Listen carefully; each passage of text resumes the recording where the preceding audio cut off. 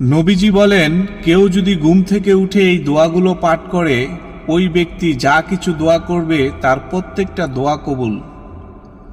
বাইরে ভিডিওটা ধাক্কা দিয়েন না, লাইক শেয়ার করতে হবে না, অন্তত নিজের জন্য হলেও এই দোয়াগুলো শিখে রাখেন, কাজে লাগবে। ফেভারিটে চাপ দিয়ে আপনার আইডিতে সেভ করে রাখেন, যদি কখনো ভুলেও যান আপনার আইডি থেকে আবারও শিখে নিতে পারবেন।